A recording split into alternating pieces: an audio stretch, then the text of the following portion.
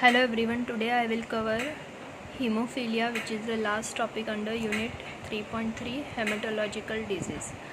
So it is given on page number 313 under chapter 11.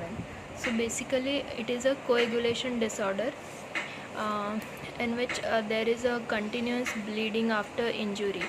The bleeding may last from few hours to few days, so it is very dangerous if not treated properly.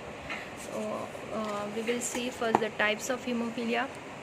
There are two types of hemophilia, hemophilia A and hemophilia B. Hemophilia A occur due to the non-formation of clotting factor 8, and hemophilia B occur due to the non-formation of clotting factor 9. So first we will see the hemophilia A. So it is the most common hereditary coagulation disorder which occur due to the deficiency of factor 8, as I mentioned now only, and this is also known as sex X linked recessive trait. Means gene show its effect on recessive trait, and gene is located on sex chromosome. In the human being, two chromosomes X and Y are responsible for sex determination, but for Y chromosome there is no homologous, so this gene is mainly located on X chromosome only. So if I will tell about sex X-linked recessive trait, means the gene will be located on X chromosome only and not on Y chromosome. So we will take one example to explain. Suppose one healthy man marries to a carrier woman.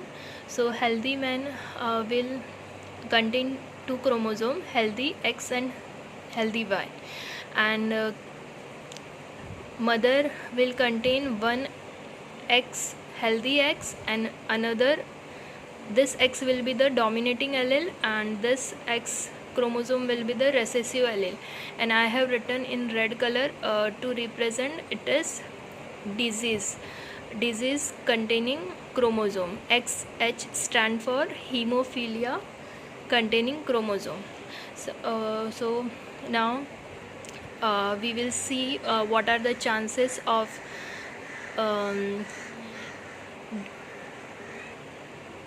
getting that disease to their offsprings. So there are two chances, a girl or the boy.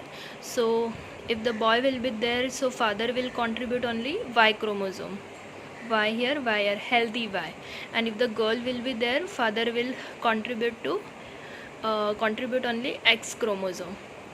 Now we will see how the carrier woman will chromosome will affect the health of the new baby, offspring you can say. So see here. So if the girl will be there, there are two chances. Either the mother can contribute the healthy X chromosome, or the mother can contribute the disease containing X chromosome. And similar to boy, the mother can contribute the healthy X chromosome or disease containing X chromosome. So now we will see how the offspring will be affected due to the combination of these healthy and disease containing X chromosome. Now if this XX will combine, then the girl will be healthy, and this XY will be combined, then the boy will be healthy. On the another hand, if this X will be combined, the X of this father will be combined with the disease containing X chromosome of carrier woman, then that girl will act as a carrier, and this is a very threatening, because this boy is having this disease containing X chromosome, and as we know this disease is associated with X linked chromosome only. This gene is located on X chromosome only. So this boy will born with hemophilia right from birth only. So he may suffer from bleeding after even a small injury. So you all can imagine how the harmful it is. So there are 50-50 ratio for each son and daughter. So there are 50 chances of getting a boy infected with hemophilia, or the boy can be born as healthy.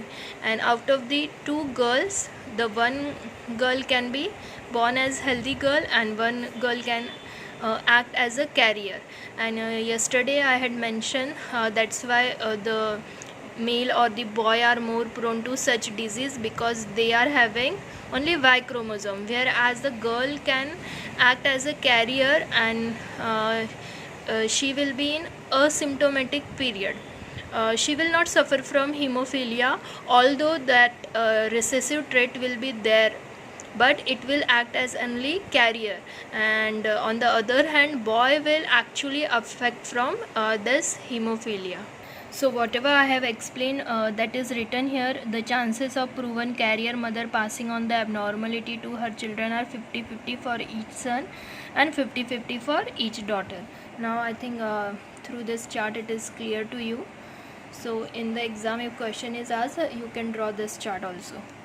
Now we will see the pathogenesis. So it is due to increased level of factor 8 with reduced activity.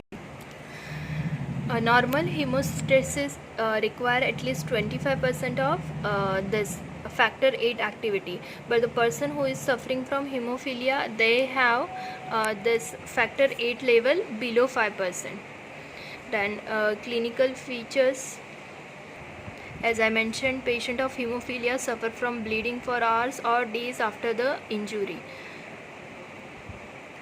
Then you can write about the treatment. The patient should be treated with factor 8 replacement therapy. So that was all about type A hemophilia. Now we will come to type B hemophilia, that is also known as Christmas disease, and that occur due to the deficiency of factor 9, but it is very rare and it is not as important as hemophilia A. So you have to just write few lines along with the treatment.